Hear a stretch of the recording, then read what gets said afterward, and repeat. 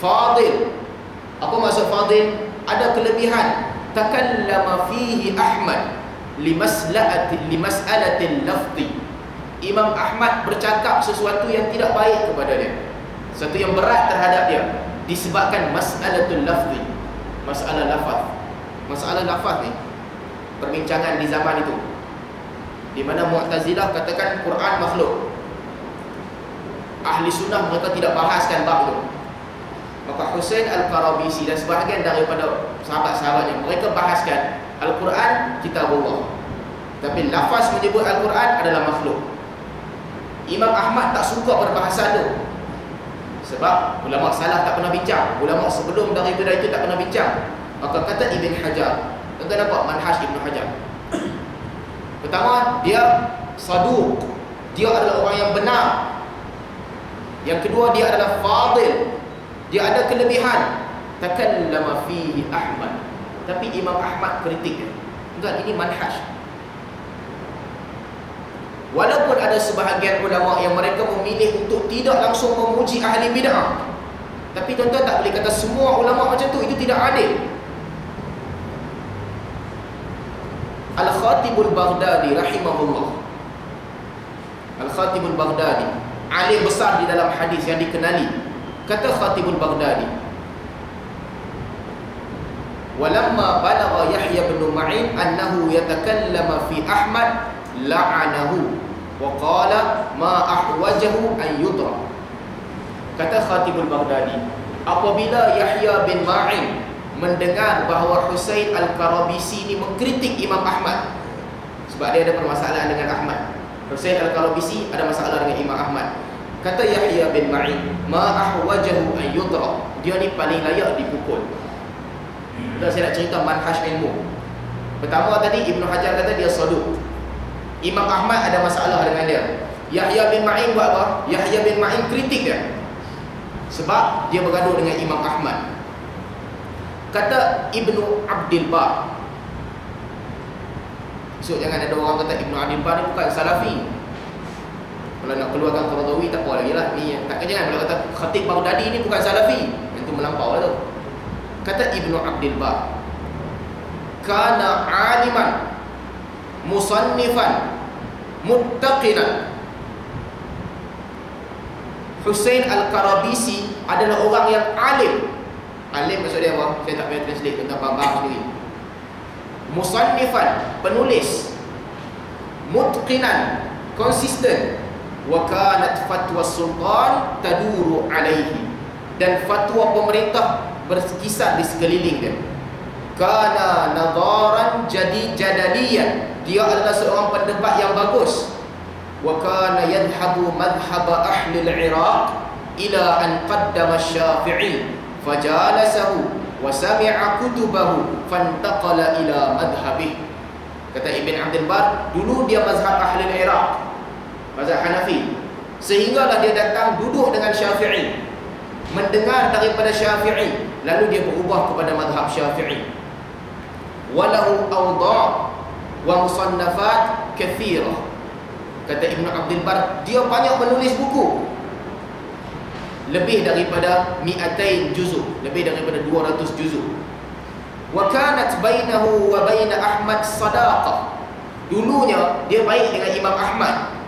Falamma khalafahu fil Quran adat tilka sadaqah adawah. Apabila Husain Al-Qarabisi cakap sesuatu yang tak sama dengan Ahmad tentang Quran, kata Ibnu Abdul Bar, persahabatan mereka berubah menjadi permusuhan. Itu yang penting yang saya nak ceritakan. Kalau kita kata semua salaf sepakat tak boleh memuji ahli bid'ah, adakah kita nak kata Ibnu Abdul Bar ini bukan berakidah salaf? Kita jalan seterusnya. Betul, ini bagus. Imam At-Tabrani sebut. Kata Imam At-Tabrani, haddatsana Abdullah bin Ahmad bin Hanbal. Kata Imam At-Tabrani, daripada Abdullah bin Ahmad bin Hanbal. Abdullah anak kepada Ahmad. Sa'altu abi an man qala lafzi bil Quran makhluk. Dia tanya kepada bapa dia. Abdullah tanya kepada Ahmad, aku tanya kepada bapa aku tentang orang yang kata bahawa Al-Quran adalah makhluk. Faqala hadha kalam Jahmiyah. Kata Imam Ahmad, ini adalah perkataan Jahmiyah. Qultu li abi innal Karabisi yaf'alu hadha. Anak dia kata apa kat bapak dia? Anak Imam Ahmad kata kat Imam Ahmad, Al-Karabisi kan kata Quran tu makhluk. Kata Imam Ahmad, kadzaba. Kata Imam Ahmad, tak, salah, dia tak kata macam tu.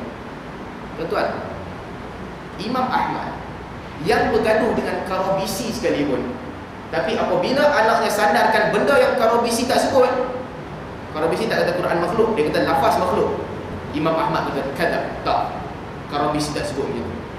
Ini manhaj apa?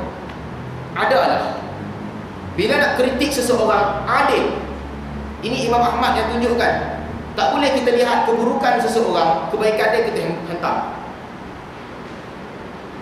Ada ulama yang memilih pandangan itu, tapi ini Imam Ahmad sendiri. Bila orang tuduh Karabisi melampau, terlebih di dalam menuduh dia, Imam Ahmad marah. Tak boleh tuduh macam tu. Qala Al-Azdi, Al-Azdi seorang ulama hadis, saqit la yurja' ila qawlih. Al-Karabisi orang yang saqit, jatuh, la yurja' ila qawlih, kita takkan ambil pandangannya. Maksudnya dia kritik. Yahya bin Ma'in kritik, Ahmad kritik, Al-Azdi kritik. Wa qala Ibn Hibban, kata Ibn Hibban, kana mimman jama'a wa sannafa. Husain Al-Karabisi adalah di antara orang yang menghimpunkan hadis dan menulis hadis. Wa mimman yuhsinul fiqh wal hadis, dan dia di antara orang yang bagus di dalam fiqh dan hadis. Afsadahu qillata aqlihi, kata Ibn Hibban, tapi dia ini dirosakkan oleh kurangnya akal. Tuan-tuan, apa yang Ibn Hibban buat? Ibn Hibban bagi hak orang tu kepada dia. Dia bagus, Ibn Hibban kata dia bagus. Dia tulis hadis, Ibn Hibban kata dia tulis hadis. Tetapi otak dia tak bagus, Ibn Hibban kata otak dia tak bagus. Ini manhaj muhaddis adil. Ada orang yang dia ada kebaikan dan keburukan, sebut kebaikan dia dan sebut keburukan dia. Ini sikap muhaddis. Bahkan bukan Ibn Hibban seorang, ramai di kalangan muhaddis sebutkan benda yang sama. Dia ini bagus, tetapi dia tasyayyuh. Dia ini saduq, cakap benar, tetapi dia tasyayyuh, mengikut Syiah. Ada ulama hadis sebut benda tu, ramai. Saduq, tapi dia ini pergi kepada akidah Khawarij. Adil. Saya ingat masalah yang berlaku bila orang mengkritik dalam keadaan dia tak lihat kebaikan, dia kritik sahaja. Itu bukan pandangan keseluruhan salaf. Bukan, ini satu isu saya nak sentuh. Jangan kita ambil satu pandangan daripada pandangan salaf, kita kata semua salaf sepakat pandangan ni. Itu khianat ilmu. Itu khianat. Bila benda ada perbezaan pandangan, kita sebut ada perbezaan pandangan. Ada sebahagian ulama kata ini ijma', tapi orang lain bantah, kita sebut kedua-dua pandangan. Adil. Itu sikap ahli ilmu. Walaupun ada masyayikh, ada ulama besar pada ketika ini melarang kita memberi pandangan yang positif terhadap ahli bid'ah. Syekh Rabi' Al-Madkhali sebutkan, tak boleh bagi pandangan yang positif terhadap ahli bid'ah. Tapi itu pandangan. Itu pandangan Syekh Rabi' Al-Madkhali. Itu bukan mencerminkan manhaj. Itu bukan mencerminkan keseluruhan orang yang berada di atas ahli sunnah wal jamaah mengikut pandangan dia. Tak.